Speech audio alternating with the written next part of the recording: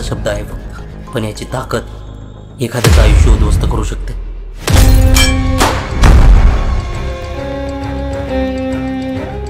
कधी कळत, कधी न कळत, प्रत्येकाकडून चुकी होतेच. माझ्याकडूनही झाली.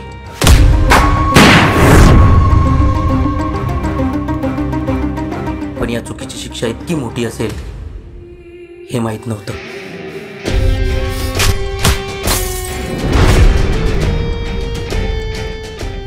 चूक झाल्यावर माफी मागणं अपेक्षित असतं, पण मी तसं नाही करणार.